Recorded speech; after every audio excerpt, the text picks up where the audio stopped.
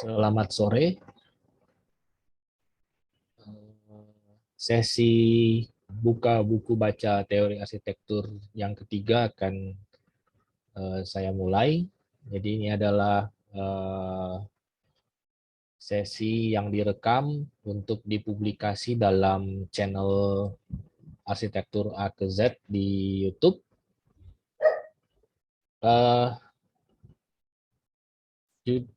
Judul dari sesi ini adalah postmodernisme sebagai suatu periode sejarah. Ini saya ambil, ini merupakan kelanjutan dari dua sesi sebelumnya yang telah membahas dua bagian awal dari sebuah buku dari Kate Nesbitt, Theorizing a New Agenda for Architecture, An Anthology of Architectural Theory 1965 to 1995. Ya, tapi sebelum buka buku, seperti biasa, ini ada mission statement dari channel Arsitektur A ke Z, yaitu ingin memikir-mikirkan ulang hal-hal yang terabaikan dan memudah-mudahkan hal-hal yang tersusahkan dalam disiplin arsitektur, terutama terkait dengan teori-teori arsitektural yang mungkin bagi sebagian tertinggal dalam dunia kampus atau dalam dunia akademisi dan dianggap terlepas dalam praktek arsitek dalam sehari-hari. Nah, makanya dalam channel ini akan berusaha memikirkan lagi hal-hal yang terlupakan serta memudah-mudahkan hal-hal yang tersusahkan tersebut. Ya, ini BBBT 003, buka buku baca teori 003. Ini buku yang yang kita bahas, yang akan dibahas dalam beberapa seri, yang sudah dibahas dan akan dibahas dalam beberapa seri ke depan. Theorizing a New Agenda for Architecture, An Anthology of Architectural Theory 1965-1995 oleh Kate Nesbitt sebagai editor. Nah, ini bahasanya, sesi ini akan membahas part 2, what is postmodernism, dan part 2A, postmodernism as a historical period. Sebentar akan dijelaskan. Jadi part 2 ini sebenarnya memiliki beberapa parts, tapi mengingat panjangnya bahasan, maka saya hari ini akan membahas hanya part 2A, postmodernism as a historical period.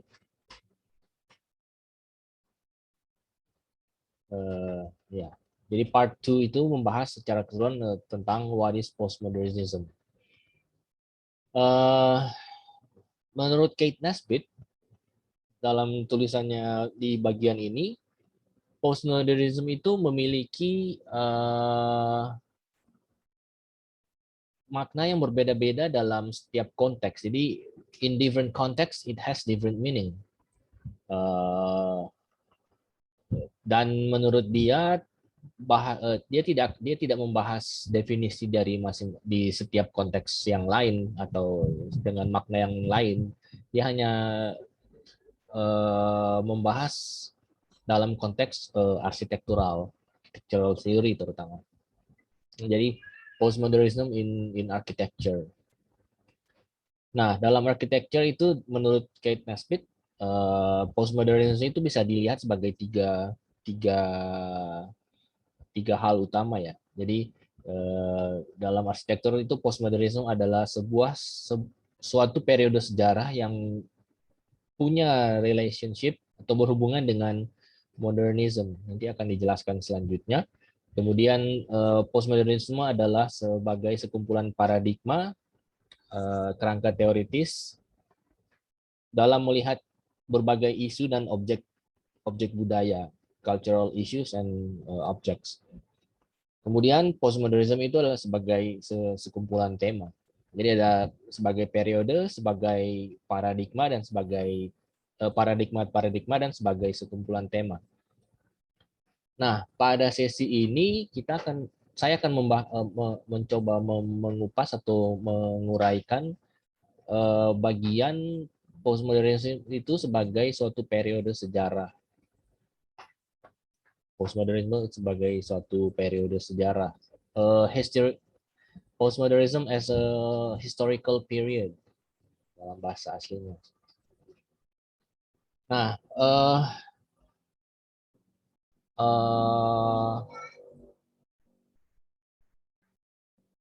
jadi sebelum menguraikan lebih panjang, Kate Nesbitt mencoba memberikan konteks sejarah bagi pembahasan ini. Jadi konteks sejarah apa yang sedang terjadi, konteks sejarah postmodernisme itu dalam arsitektur. Nah, dia meminjam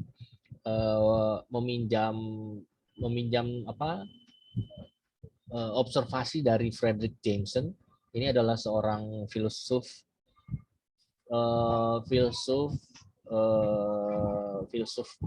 Marxis. Nanti bisa ditelusuri lebih lanjut siapa ini atau tulisan apa.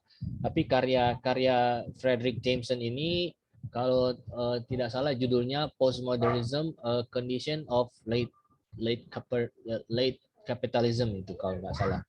Jadi di situ menurut Frederick Jameson, postmodernisme itu adalah sebuah periode transisi dari modern menuju postmodern. Jadi itu terjadi di awal tahun 1960-an atau mungkin awal atau pertengahan 1960-an. Jadi postmodernisme arsitektur itu terjadi pada berbarengan dengan adanya periode transisi dari modern menuju postmodern dalam lingkup yang lebih luas. Nah, periode itu diwarnai dengan munculnya suatu tatanan internasional baru, a new international order, yang katanya terbentuk dari beberapa pandangan, dari beberapa perspektif, dari beberapa paradigma lah, katakan seperti itu. Yang terbentuk dari neocolonialism, Green Revolution, komputerisasi dan informasi elektronik. Jadi hal-hal ini membentuk order yang baru. Nah, menurut Nesbitt, order ini selanjutnya itu dikenali sebagai late capitalism, multinational capitalism, post industrialization, dan consumer society. Jadi itu kemunculan postmodernisme in arsitektur itu berada dalam sebuah konteks kemunculan hal-hal ini, late capitalism, multinational capitalism, post industrialization, dan consumer society. Nah, selanjutnya dalam bagian paparan berikut, Nesbitt menggabungkan beberapa pembahasan dalam sebuah subchapter atau subtema atau subtopik yang menunjukkan yang berjudul Challenges to Modern Movement in Architecture. Ini saya terjemahkan secara mentah sebagai tantangan terhadap gerakan modern dalam arsitektur. Tapi jika dibaca-baca ulang, sebenarnya ini mungkin lebih mengarah pada perlawanan. Challenges itu menjadi perlawanan, tapi bisa dibaca seperti itu. Lebih cocoknya menjadi perlawanan. Nah, ini terjadi pada dekade 1960-an secara khusus dalam arsitektur. Jadi postmodernism in arsitektur.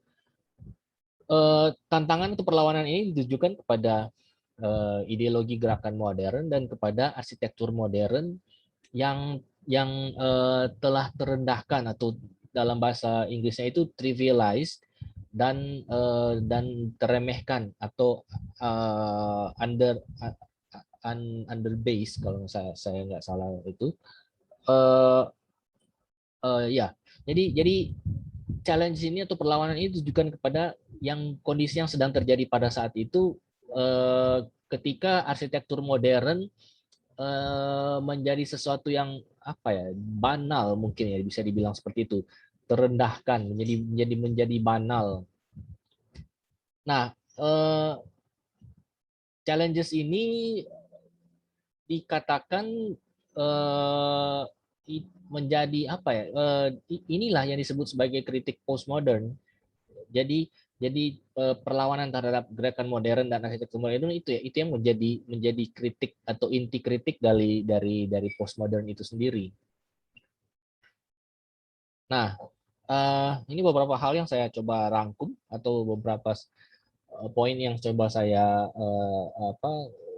paraphrase atau saya rangkum, challenges apa yang terjadi pada postmodernism itu, apa saja yang sedang terjadi dalam di awal-awal postmodernism itu. Jadi pada waktu itu muncul perasaan kehilangan dasar teoritis realistis dalam berpraktik. Jadi katanya para arsitek itu tidak punya landasan teoritis lagi, jadi merasa kehilangan. Jadi tidak punya makna atau tidak punya tempat berpijak secara teoritis lagi dalam berpraktik, seperti kehilangan keseimbangan lah, seperti itu. Kemudian terjadinya krisis kepercayaan terhadap modernisme karena visi utopianya yang gagal. Ini kasus terkenal itu, dan umumnya dianggap sebagai simbol kegagalan modernisme itu di kasus perumahan Fruit Ego. Fruit Ego kan itu perumahan yang dibangun oleh state sponsored, namanya, didirikan oleh negara lah, katakan seperti itu. Tapi pada akhir-akhir ujung-ujung kehidupannya, bisa dikatakan seperti itu, terjadi penelantaran oleh oleh negara. Jadi tidak ada lagi biaya maintenance atau terjadi pembiaran seperti itu. Jadi para para penghuninya dengan sengaja merusak, vandalizing the complex, the building itself. Jadi ada kegagalan sistematis terhadap visi housing modern pada saat itu, dan disimbolkan terutama dalam dalam perumahan atau kompleks perumahan Proitigo. Kemudian selain itu ada krisis kepercayaan karena estetika modernisme itu ujung-ujungnya atau secara banal dipakai sebagai apa ya? Jadi berubah menjadi sebagai simbol belaka, simbol kemajuan di sini bilang simbol kemajuan pada kantor pusat korporasi. Jadi isu-isu dibanalkan, isu-isu modernisme itu terutama dalam arsitektur itu dibanalkan menjadi sebuah style yang mensimbol simbol progres dalam kantor pusat korporasi. Jadi bisa dikatakan sebuah korporasi itu menjadi kelihatan maju apabila dia menggunakan arsitektur modern di kantor pusatnya. Nah, ada juga disebutkan itu modernisme itu dibersihkan dari program sosialnya dan disederhanakan menjadi sekedar sebuah gaya dalam sektor komersial. Nah ini seperti saya bilang tadi, jadi modernisme itu yang dulunya atau di awalnya itu punya visi-visi sosial, itu ujung-ujungnya atau pada saat masa-masa transisi modern postmodern itu menjadi sekedar sebuah gaya saja. Nah, ada juga di sini adanya kegagalan implementasi agenda-agenda sosial modernisme. Jadi para arsitek menjadi di ujung-ujungnya itu tidak mampu lagi mengimplementasikan agenda-agenda sosial modernisme dalam karya-karyanya. Nah, ini semua berujung pada adanya munculnya kekecewaan terhadap ide reformasi sosial yang sebenarnya diusung oleh modernisme. Nah, ini semua poin-poin ini bisa dibilang sebagai sebagai krisis modernisme yang dialami krisis modernisme pada waktu itu, pada yang terjadi pada masa-masa transisi tersebut. Nah, selanjutnya dalam bagian berikut, nah seperti ini. Jadi tantangan terhadap gerakan modern dalam arsitektur itu didorong oleh adanya krisis modernisme. Saya coba bikin semacam diagram lah. Ini terutama postmodernisme dalam arsitektur ya. Jadi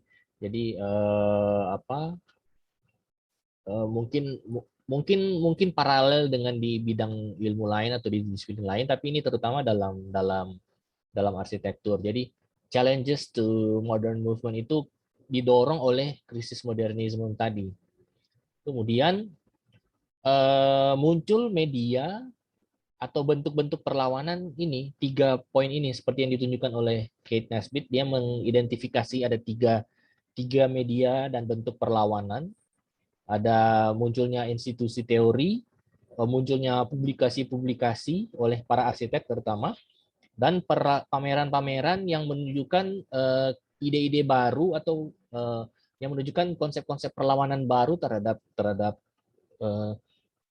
gerakan modern movement.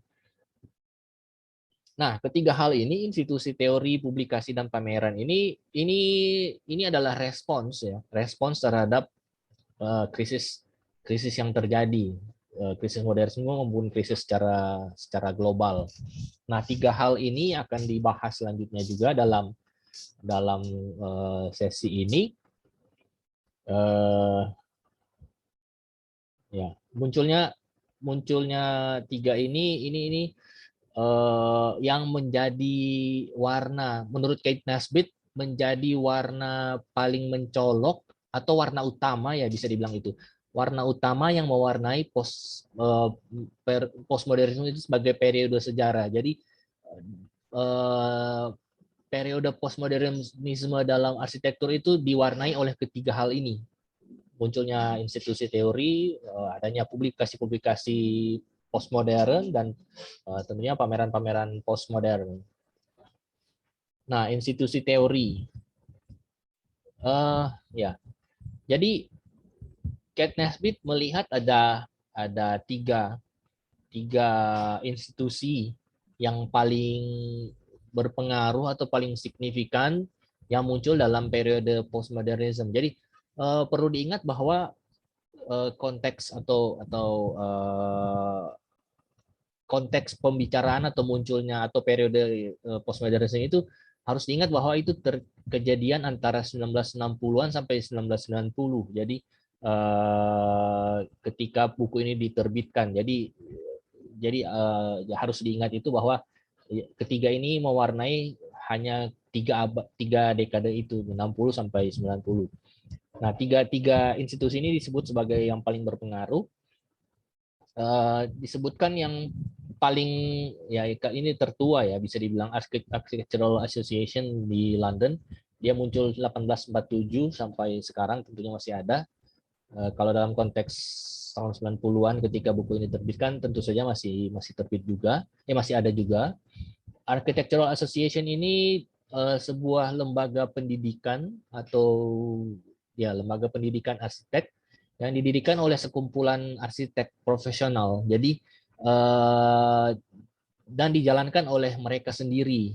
Jadi tidak istilahnya tidak state sponsored. Jadi tidak didirikan oleh negara. Architectural Association. Memang dalam pembahasan Kate Nesbitt ini tidak terlalu panjang. Dia hanya menyebutkan sekilas dan hanya menyebutkan bahwa Architectural Association ini jadi model pembentukan ini institut kedua ini, Institute for Architecture and Urban Study (IAUS) di Manhattan, New York, tahun 785. Jadi institut ini didirikan dengan memakai model CAA. Jadi didirikan oleh sekumpulan arsitek profesional untuk sebagai tempat pendidikan para arsitek.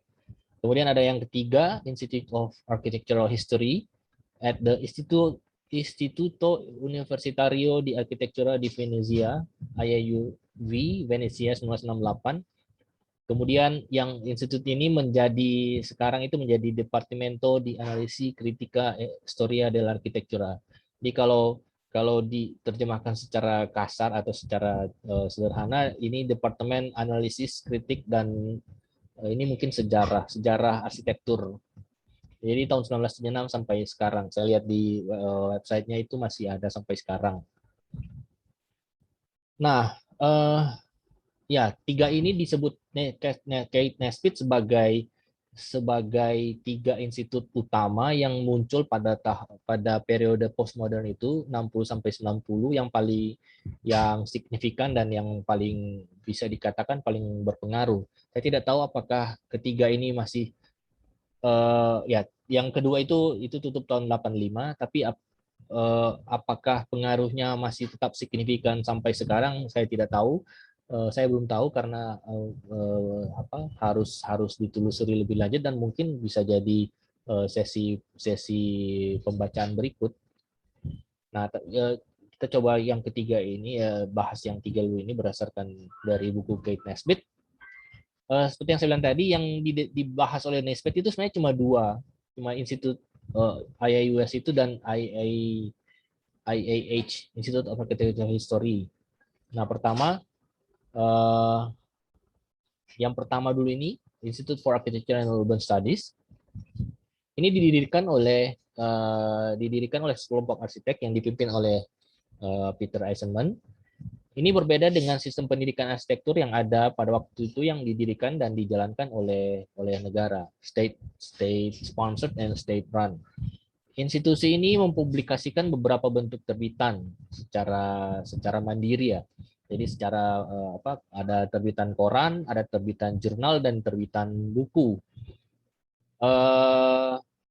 Kemudian, nah ini karakter, kalau menurut Kate Nesbitt ini karakter utama, karakteristik periode postmodern terutama dalam arsitektur, terutama dalam disiplin arsitektur, yaitu institut ini memberi penekanan berat pada pengkajian diskursus dan penyebaran teori. Jadi bukan sekedar memberatkan diri atau menaruh perhatian utama pada aspek-aspek praktisnya arsitek, disiplin arsitektur, tapi dia memberi penekanan, bahkan di sini bilang memberi penekanan berat pada pengkajian diskursus dan penyebaran teori.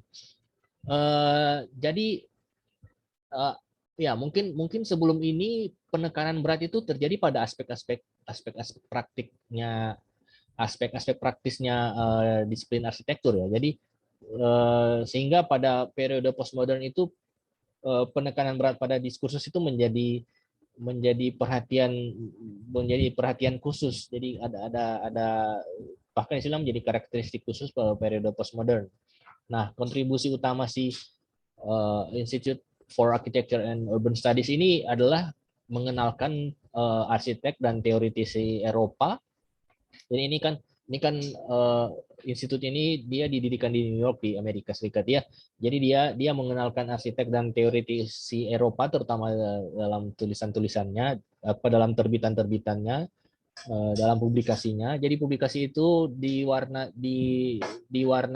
memuat juga tulisan-tulisan dari para arsitek dan teoritisi Eropa. Nah, teoritisi Eropa ini katanya dipengaruhi oleh paradigma linguistik paradigm yang pada waktu itu mungkin di Amerika Serikat tidak terlalu menjadi perhatian utama ya. Jadi karena sudah menaruh berat pada aspek-aspek praktis, juga tidak banyak dipengaruhi oleh disiplin lain. Misalnya kalau dibilang paradigma linguistik. Nah, kalau tadi di New York, ini di Eropa justru. Di Eropa, di Italia, itu namanya ada Institute of Architectural History at the Istituto Universitario di Architettura di Venezia. Ini sebenarnya IUAV ini dididik bukan. Jadi dalam pembahasan Kate Nesbitt itu, saya melihat ada tiga tokoh utama yang mau diangkat. Ada Manfredo Tafuri, ada Rossi, Aldo Rossi, saya menduga ini Aldo Rossi, kemudian ada Gregotti, dan saya menduga juga ini ada Vittorio Gregotti. Nah, si Manfredo Tafuri ini dia mendirikan sebuah namanya Institute of Architectural History, architectural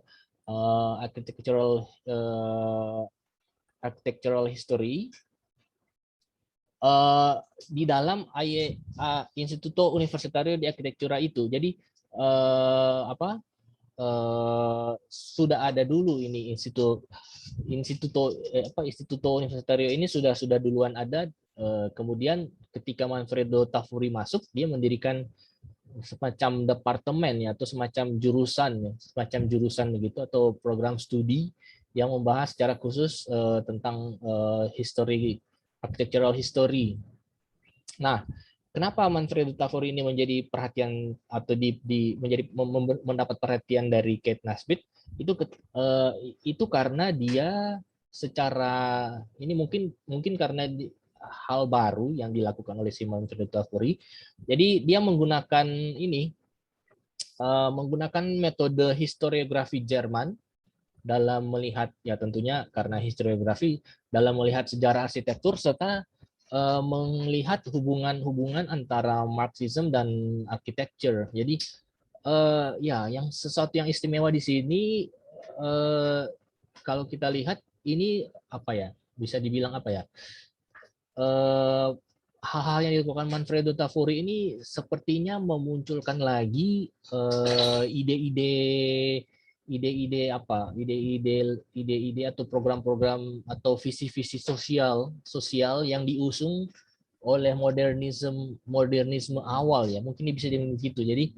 Jadi ada revival of social thinking lah, seperti itu. Makanya menjadi perhatian khusus bagi Kate Nesbitt untuk mengangkat Manfredo Tafuri ini. Ini memang bukunya ada beberapa ya yang cukup signifikan dan berpengaruh.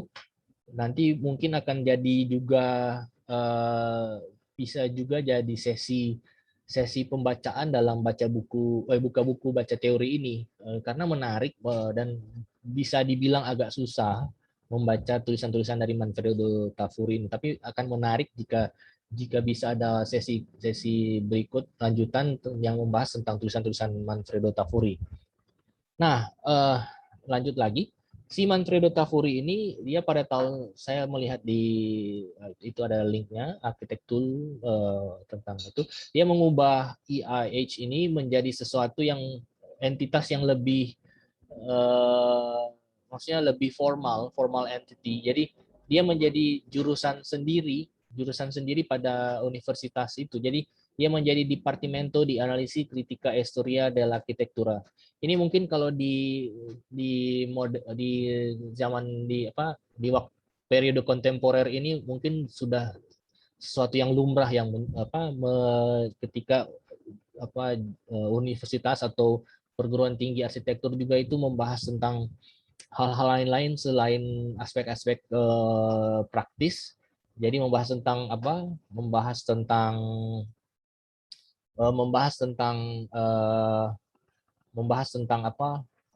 sejarah, teori dan kritik. Mungkin sesuatu yang lumrah, tapi dulu tahun 60-an itu mungkin sesuatu yang baru ya. Jadi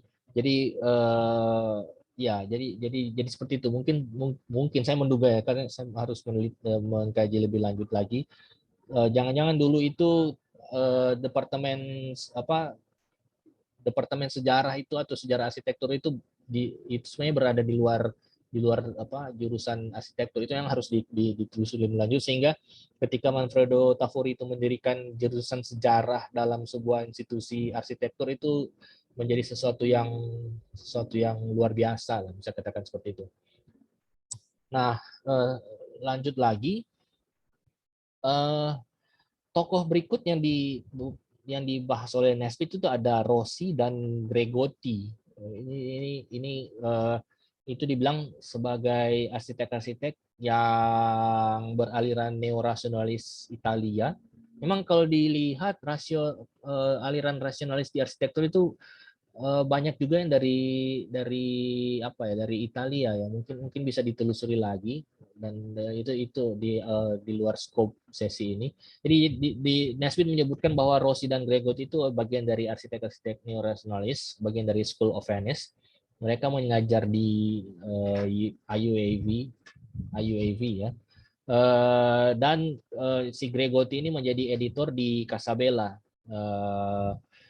1995 dan 1963. Nah, si School of Venice ini memang tidak terlalu banyak dibahas di si Nesbitt juga. Mungkin bisa juga jadi nanti akan jadi sesi tersendiri. Ini saya menduga School of Venice itu membawa banyak isu-isu sosial dalam desain-desain mereka. Makanya menjadi perhatian khusus dari si Kate Nesbitt. Lanjut lagi dulu. Nah, selain ini kan, coba kita kembali lagi ke sini. Jadi selain ada institusi teori, ada tiga hal yang jadi apa, warna yang mewarnai postmodernisme sebagai periode sejarah, atau yang mewarnai periode postmodernisme dalam arsitektur. Itu ada institusi teori, ada publikasi, dan ada pameran. Nah, ini berikutnya kita akan lihat tentang publikasi. Nah, publikasi itu menurut Nesbitt dia melihat ada 3 macam publikasi, dan ini memang publikasi yang secara umum ya. Jadi ada majalah, ada jurnal-jurnal akademik, dan ada buku-buku, ada buku-buku apa yang ditulis oleh para teoritis. Kita lihat pertama, ini yang dalam Nesbitt pun dia hanya secara sekilas menunjukkan di majalah itu ada muncul majalah-majalah kritis ya, bisa dikatakan seperti itu. Ada di Italia ada Lotus, Casabella, Domus, di Denmark ada Scala, di Jepang ada Architecture and Urbanism A+U, dan di Inggris ada Architectural Design. Jadi rekan-rekan nanti bisa lihat, menelusuri beberapa majalah ini. Ini ada beberapa yang masih lanjut sampai sekarang. Ini Domus masih ada, Casabella juga mungkin masih ada. Ini yang terutama architectural design itu masih tetap ada sampai sekarang. Ini architectural and urbanism juga tetap masih ada sampai sekarang. Cuma yang skala saya belum tahu, belum sempat telusuri. Ini kemungkinan besar topik-topik yang dibahas itu tidak lagi sama, atau mungkin sudah bergeser dari topik-topik yang dibahas atau yang dimaksud oleh Nesbitt ini. Karena yang dibahas yang kemarin yang di buku ini kan bisa dikatakan hanya sampai tahun 95. Jadi antara 95 sampai sekarang saya tidak tahu apa topiknya bergeser atau tidak, atau tetap kritis seperti yang ditunjukkan dalam di Nesbitt ini. Ini harus ditelusuri lebih lanjut. Kemudian ada jurnal ini dijalankan atau dikelola katanya oleh mahasiswa-mahasiswa universitas ini. Jadi ini namanya university based journals. Jadi ada University of Pennsylvania, jurnal VIA, jurnal Architectural Association Quarterly yang kemudian menjadi AA Files. Kemudian ada University of Virginia, ada Modulus, kemudian ada dari Columbia University, ada Precis. Ini juga bisa ditelusuri lebih lanjut oleh rekan-rekan kalau mau lihat. Nah, selain ini dia menyebutkan bahwa topik-topik yang dibahas oleh jurnal ini, oleh beberapa jurnal itu bisa menggambarkan warna periode postmodernisme di arsitektur. Jadi kalau di Harvard Architecture Review itu dia membahas tentang Beyond the Modern Movement. Kemudian di Princeton dia membahas ini topik-topik pada penerbitan awal ya, penerbitan paling awal. Jadi Harvard Architecture Review itu memulai dengan Beyond the Modern Movement. Kemudian Princeton Journal of Architecture dia mulai dengan Ritual. Kemudian Pratt Journal itu Architecture and Abstraction. Jadi ada pluralisme topik ya, lebih topik-topik yang lebih plural. yang dibahas oleh jurnal-jurnal akademik terkini. Kemudian adalah dari Center, University of Texas at Austin, dia membahas secara khusus tentang American Architecture. Nah, arsitek postmodern mereka cenderung memanfaatkan tulisan untuk untuk memikirkan hal-hal yang lebih kompleks. Selain itu arsitek itu dikatakan menulis teori dan merancang proyek teoritis. Itu menjadi caranya si arsitek postmodern itu dalam mempertahankan minatnya dalam berarsitektur. Di tengah resesi ekonomi di tahun 1980-an dan 90-an yang berakibat pada kurangnya aktivitas pembangunan atau building activity. Jadi secara fisik, pembangunan fisik itu secara berkurang mungkin bisa berkurang secara drastis ya. Karena namanya resesi pasti akan terjadi pengurangan besar-besaran. Nah, menarik karena di sini dilihat bisa kita tangkap bahwa arsitek itu mencari cara untuk tetap berarsitektur dalam tanda kutip, mencari cara untuk tetap berarsitektur dalam arti mencari cara alternatif ya. Jadi bukan melulu mendirikan atau merancang sesuatu yang fisikal. Jadi mereka memanfaatkan menulis dan merancang proyek teoritis. Ini menarik karena saya tidak tahu apa pernah ada penelitian apakah setiap resesi yang terjadi itu juga diwarnai dengan kemunculan besar-besaran kemunculan serentak dan besar-besaran tulisan-tulisan teoretikal. Dalam sejarah mungkin ada resesi 1920-an, resesi nggak tahu kalau perang dunia pertama, perang ke dunia kedua itu bisa dilut resesi. Kemudian ada resesi pada zaman-zaman yang periode yang lebih kontemporer itu resesi 2008, resesi 2018 dan resesi terakhir ini bukan resesi tapi lebih kepada pandemi ini.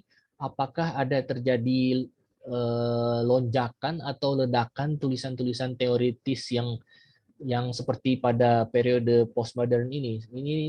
Ini menarik untuk bisa dilihat lebih lanjut sih fenomena yang ada. Apakah seperti itu? Tapi Kate Nesbitt dia melihat merasakan hal tersebut pada tahun 1980-an dan pada tahun 1990-an, bahwa arsitek-arsitek postmodern itu lebih mengekspresikan bakat arsitekturnya itu dalam menulis teori. Nah, para arsitek itu kalau tadi dalam jurnal itu kan lebih banyak ke mahasiswa atau kalangan akademik. Majalah itu mungkin juga diterbitkan oleh entitas lain selain arsitek dan dalam bentuk yang lain lah. Kalau majalah kan lebih kepada reportase dan opini seperti itu. Tapi dalam buku para arsitek itu menuangkan itu lebih banyak ke dalam buku mungkin ya. Berbeda dengan majalah yang sepenggal-sepenggal atau berdasarkan sebuah topik atau yang diterbitkan secara berkala. Ini buku ini arsitek itu seperti berarsitektur tapi dalam bentuk tulisan. Nah, si Nesbitt ini melihat ada beberapa contoh buku dan artikel yang memiliki pengaruh penting dalam periode postmodern ini. Itu pertama dia melihat ada antara lain The Architecture of the City, Complexity and Contradiction in Architecture, Notes on the Synthesis of Form, Territory of Architecture, New Direction in Modern American Architecture. Ini artikel. New Direction in Modern American Architecture, Postscript at the Edge of Modernism, The Language of Postmodern Architecture, Five Architects, The Mathematics of Ideal Villa and Other Essays, serta College City. Ini beberapa buku yang diidentifikasi oleh Nesbit sebagai terbitan-terbitan yang memiliki pengaruh penting. Nah, buku-buku ini itu ada yang diterbitkan juga dalam bagian secara ringkas atau ada versi ringkasnya itu dalam artikel. Nah, artikel-artikel yang mewakili buku inilah yang diterbitkan dalam antologi arsitektur. Dalam antologi ini kan yang jika diingat bahwa kita sedang membahas tulisan buku antologinya Nesbit yang Theorizing a New Agenda. Nah, di buku-buku inilah yang menjadi subjek buku antologi ini. Buku tulisan-tulisan yang memiliki pengaruh penting yang muncul atau yang diterbitkan di periode postmodern itu. Jadi nanti dalam sesi-sesi berikutnya kita akan membahas bagian satu buku ini atau secara tematik atau mungkin akan secara per buku akan kita kupas satu persatu ini. Jadi ya seperti ini, buku-buku ini yang mewarnai periode postmodern dalam arsitektur itu. Memang kita lihat ada pluralisme topik juga ya, dari kota, mulai dari kota, kemudian ada soal bahasa, kemudian ada soal matematik di sini, macam-macam lah. Nanti akan akan terbahas juga dalam paradigma dan tema-tema yang seperti yang saya bilang di sini tadi. Nanti akan terbahas dalam ini sebagai sekumpulan paradigma dan sebagai sekumpulan tema. Itu nanti akan dalam sesi berikutnya nanti. Ini sebagai sekilas. Nah, sudah dua yang kita bahas, ada institusi teori serta ada publikasi. Nah, medium ketiga atau bentuk ketiga dalam challenges yang diberikan terhadap terhadap modernisme itu atau dikatakan kritik postmodern itu bentuknya muncul, ada salah satunya ini pameran atau medianya muncul dalam pameran. Ini pameran ini menjadi cara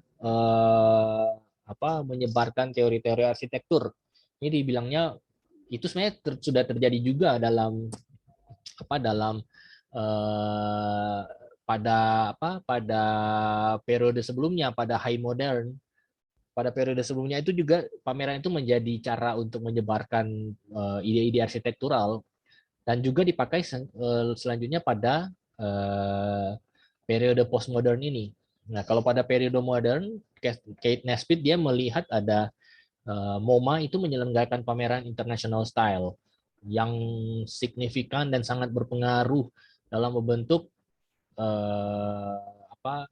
modernisme dalam arsitektur. Tapi mungkin setelah saya pikir-pikir, mungkin ini salah satu titik balik ya mungkin ya. Jadi downfall-nya modernisme karena konsep-konsep atau ideologi modernisme itu ujung-ujungnya menjadi sebuah, ya namanya juga ini menjadi sebuah style. Mungkin salah satu titik downfall modernisme itu seperti ini, ketika dia diangkat menjadi sekedar sebuah style. Nah, pada periode postmodern itu Nesbit mengidentifikasi ada 3 juga pameran yang signifikan dan berpengaruh yang ditampilkan oleh atau yang diselenggarakan oleh MoMA. Yaitu pertama ada The Beaux-Arts Exhibition 1975, kemudian ada Transformation 1979, dan ada Deconstructivist Architecture 1988. Ini saya akan coba, ini mungkin akan ada dibahas sedikit sebentar tentang Deconstructivist Architecture. Dia juga selain MoMA itu dia juga melihat ada Houses for Sale 1980 di Leo Castelli, New York. Kemudian ada The Presence of the Past dari Venice Biennale. Nanti yang akan dibahas dikupas sedikit itu Deconstructivist Architecture dan The Presence of the Past di Venice Biennale. Nah ini pameran Deconstructivist Architecture MoMA. Ini memang si Nesbit ya karena bukunya ini diterbitkan pada tahun 95, dia menyebutkan bahwa pameran ini sebenarnya tidak berhasil meluncurkan tren baru. Tapi saya sebenarnya agak apa ya, agak agak curiga bahwa ini sebenarnya tidak sepenuhnya benar, karena memang ini kan buku ini diterbitkan tahun 95. Tapi kalau kita melihat pada saat sekarang, pada kondisi kontemporer ini, justru karya-karya yang ditampilkan oleh justru apa ya, banyak banyak karya-karya arsitektur di ya, setidaknya 10 tahun terakhir ini justru mengekor atau beranak dari dekonstruksi dari arsitek-arsitek yang dipamerkan dalam ide-ide arsitek yang dipamerkan dalam dekonstruksi arsitektur ini. Nanti kita lihat sebentar bahwa dari semua arsitek yang dipamerkan, yang mengikuti pameran atau menjadi subjek pameran ini, banyak ide-idenya justru dipakai oleh arsitek-arsitek kontemporer sekarang dan mewarnai setidaknya sampai 2018 ya, pembangunan arsitektur di mana-mana secara global. Ide-ide dari mereka ini bertahan sampai sekarang. Jadi apa ya, tidak berhasil meluncurkan tren baru itu mungkin harus dipertimbangkan lagi, karena yang sepertinya telah berhasil meluncurkan tren baru. Nah, ini memang Nesbitt kritis ya terhadap pameran ini, bahwa dibilangnya itu keragaman tampilan dan intensi masing-masing arsitek peserta pameran itu memberi kesan pemaksaan tema pameran. Ini memang ya wajar saja ya, karena ini bisa dibilang sebagai sesuatu yang baru ya. Jadi ada semacam ya, mungkin agak semacam ketidakcocokan dalam melihat pameran dekonstruksi architecture ini. Karena kalau 88 sampai 95 kan itu mungkin baru 7 tahun ya. Jadi belum terlalu biasa lah bisa dibilang seperti itu. Karena memang kenyataannya sekarang sepertinya bisa dibilang bahwa mereka berhasil ya menciptakan tren baru. Tapi ya kita lanjut dulu. Nah, di situ dibilang pameran ini dia melihatnya dekonstruktivisme itu pada awalnya itu bertujuan untuk menggabungkan. Jadi pameran ini bertujuan untuk menggabungkan dua ide besar secara dari philosophical, dari disiplin filsafat. Ada filsafat dekonstruksi dari Derrida, dan juga ada metode atau ideologi konstruktivisme dari Rusia, Russian constructivism. Jadi ada semacam tren ya, bisa dikatakan seperti itu, atau metode, atau ya bisa dikatakan sebuah style dari Rusia sana, konstruktivism. Dan dia itu dalam pameran ini coba digabungkan menjadi sebuah dekonstruktivism. Jadi si penyelenggara pameran ini Weekly dan Johnson, kalau nggak salah Philip Johnson, mencoba mencari atau menampilkan karya-karya arsitektur yang memiliki warna ini, dekonstruksi dan konstruktivism, sehingga menjadi dekonstruktivism.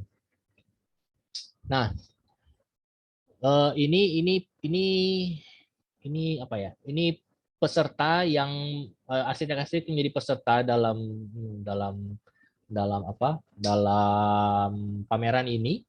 Nesbitt melihat bahwa dari semua ini, dari tujuh arsitek, dua diantaranya Rem Koolhaas dan Zaha Hadid, karena mereka pernah bekerja sama. Zaha Hadid kalau nggak salah pernah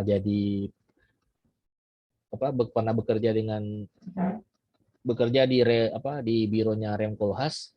Mereka berdua ini, karya-karya mereka berdua ini ya, terutama dalam pameran ya, terutama yang ditampilkan dalam pameran ini lebih banyak merepresentasikan formal exploration of constructivism.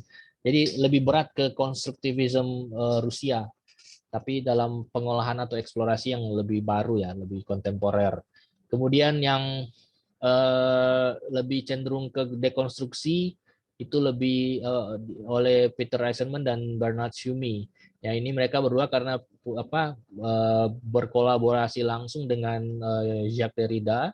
Jadi lebih mereka lebih dikatakan lebih menguasai atau lebih lebih warnanya lebih kuat ke dekonstruksionis. Jadi ada dekonstruksionis critic of disciplinary boundaries.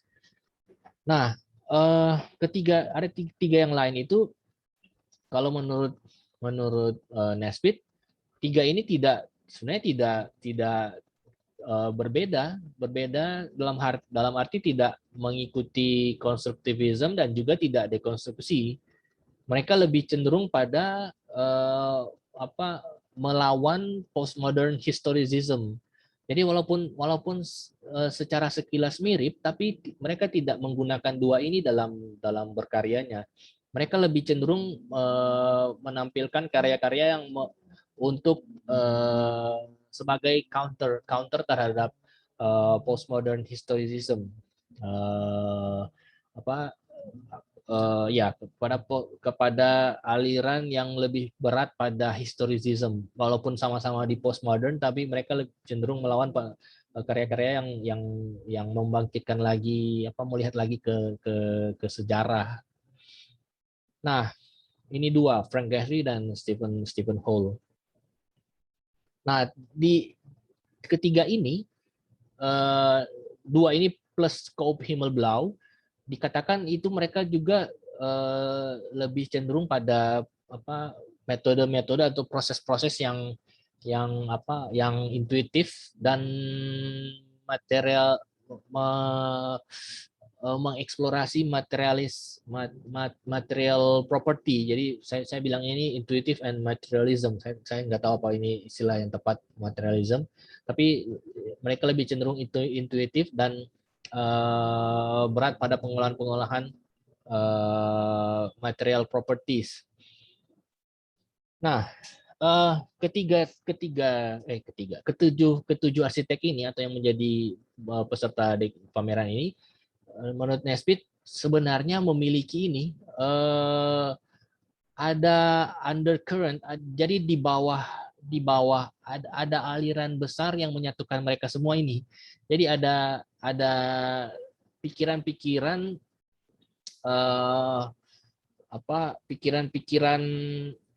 pikiran-pikiran phenomenological thoughts yang mengikat ke semua ini, ketujuh arsitek ini. Memang pembahasan tentang phenomenological thoughts ini juga pembahasan yang cukup panjang ya. Ini harus menjadi sesi tersendiri juga. Tapi menarik ketika Nesbitt ini melihat justru ini ada ikatan atau kesamaan pemikiran yang dipakai oleh ketujuh ini, ini phenomenological thoughts. Ini bisa jadi sesi sendiri ini. Tapi menarik jika ketika dia melihatnya seperti itu. Nah, pameran selanjutnya ini mungkin terakhir. Ini pameran terakhir, The Presence of the Past, yang ditampilkan di Venice Biennale. Ini pameran kontroversial karena dianggap bersifat nostalgia dan seperti panggung pertunjukan semata. Ini sesuatu yang keras juga sih dibilang seperti itu, The Presence of the Past. Memang kawan-kawan rekan-rekan juga saya sarankan mencari juga mencari lebih dalam atau mencari lebih jauh tentang pameran The Presence of the Past ini di Venice Biennale, karena ya ini pameran kontroversial yang nggak bersifat nostalgia. Nah, pameran ini saking kontroversialnya, seorang filsuf, Jürgen Habermas, ini salah satu filsuf terkenal juga, filsuf filsuf modernis ya mungkin ya. Ini juga bisa ditelusuri lebih lanjut. Dia melihatnya ini pameran sebagai ini avant-garde, tapi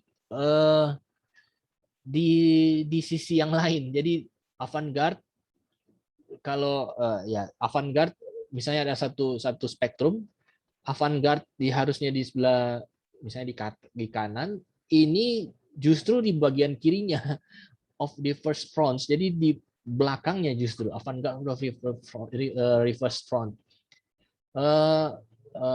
Ya bisa dibilang ini kata halus untuk bilang ini pameran jelek sih.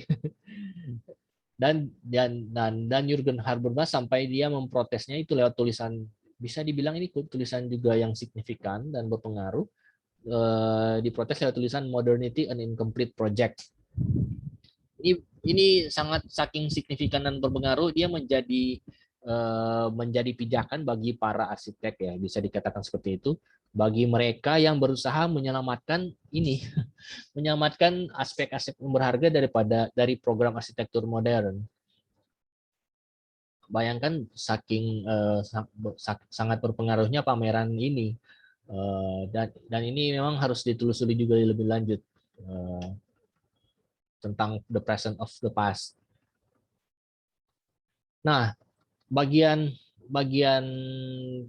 part 2A ini sebenarnya sudah ya postmodern historical method period.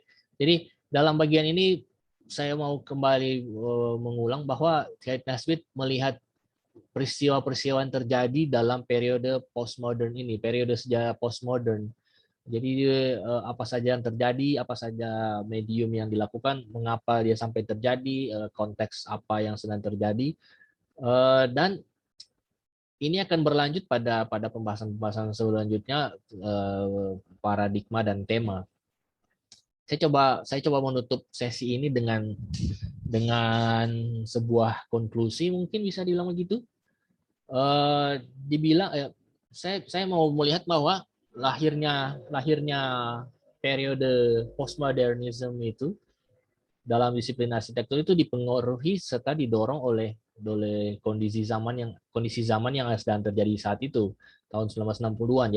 Jadi ada krisis modernisme, jadi ada krisis ideologi mungkin ya, krisis ideologi yang berujung pada sekedar sebuah style, dan juga kondisi krisis secara keseluruhan, kondisi global yang jadi aspek-aspek di luar arsitektur ya, seperti itu ya, bisa dibilang seperti itu, ada krisis ekonomi dan semacam-macamnya. Nah, kerisauan yang dirasakan oleh para arsitek serta kondisi krisis ekonomi yang melanda dunia pada waktu itu mendorong munculnya institusi teori, munculnya publikasi dan pameran. Nah, ketiga hal ini menjadi saluran ekspresi minat para arsitek dalam memikirkan hal-hal penting yang berkaitan dengan arsitektur. Memang kalau dibawa kepada situasi kontemporer, memang ya apakah demikian juga dalam pandemi seperti pandemi sekarang? Apakah muncul muncul medium atau muncul media baru dalam mengekspresikan arsitektur karena proyek pembangunan fisik berkurang sangat drastis ya. Kalau kita berpikir secara berpikir nakal sedikit atau berpikir bebas, mungkin itu juga bisa terjadi dalam bentuk banyaknya webinar, banyaknya seminar yang terjadi.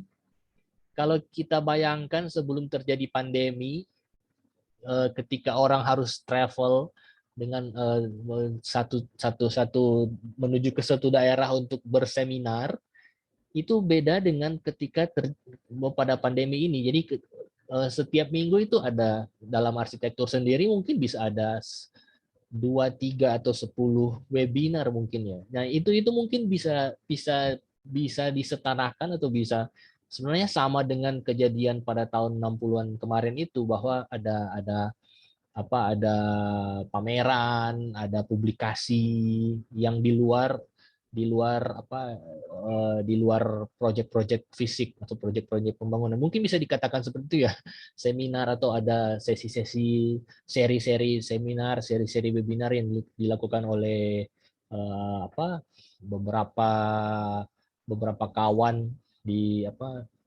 biro-biro arsitek yang kemudian menjadi event organizer seminar dan webinar itu ya. Ini mungkin bisa sama seperti yang dirasakan atau yang kejadian krisis tahun 60-an itu. Tapi ya seperti itulah. Saya akan berhenti di situ dulu. Nanti bisa direnungkan atau mungkin bisa jadi bahan pembahasan selanjutnya sih. Ya, untuk sesi ini sepertinya saya akan akhiri dulu. Nanti di sini ada satu orang. Saya coba Hence. Halo Kak. Ya. Cuma satu orang peserta, nggak apa-apa. Iya. Kita udah masuk lagi terlambat sih tadi. Setengah jam. Nanti dengar ulang Slide di video. Slide ke Iya. Jadi agak ketinggalan tuh. Nggak apa-apa, nanti dengar ulang di video. Tapi asik sih Kak, asik. Bagaimana? Kira-kira yang conclusion ini bisa dirasakan seperti itu, bahwa seminar dan webinar itu sebenarnya jadi mirip-mirip dengan pameran ya. Jadi pameran pada waktu jadi maksudnya jadi media baru dalam menyebarkan ide-ide arsitektural mungkin ya, untuk memikirkan hal-hal baru lagi. Mungkin kira-kira setuju nggak itu seperti itu? Gimana? Bisa ini juga sih Kak. Soalnya kan dia memindahkan yang mungkin realitas itu tuh kan. Jadi ya mungkin pameran-pameran yang awalnya secara fisik ada di dunia real secara fisik bisa dinikmati, sekarang semuanya berubah di dalam sebuah laptop atau gadget tuh. Iya, dunia virtual. Ke dunia virtual itu. Iya, betul. Banyak juga ternyata banyak juga pengaruh dari filsafat terhadap ini. Iya, kalau yang di postmodernisme itu ternyata memang dari linguistik itu sih dorang, yang filsafat paradigma linguistik tadi yang dibilang banyak dipengaruhi seperti itu. Iya. Ya, nanti orang lanjut lagi di video berikut, Kang. Karena memang dari pembahasan ini juga tidak terlalu banyak yang bisa dipikirkan lagi sih. Nanti memang pada saatnya berbicara tentang paradigma dan tema mungkin akan lebih banyak hal yang bisa didiskusikan. Nanti kalau mau lihat videonya lagi nanti masuk di channel YouTube loh, kalau mau suka lihat dari awal. Oh iya. Tadi udah terlambat. Nggak apa-apa. Nanti kita semua tutup ini dan semua tutup ini sesi ini. Ya, jadi sesi ini akan ditutup. Nanti sesi berikut nanti lihat di posternya. Video akan di-upload ke Arsitektur A ke Z. Nanti kita ketemu lagi di sesi berikut. Terima kasih buat Hence yang sudah bertahan sampai selesai. Nanti ketemu lagi. Yuk, thank you. Yuk, sama-sama Kak.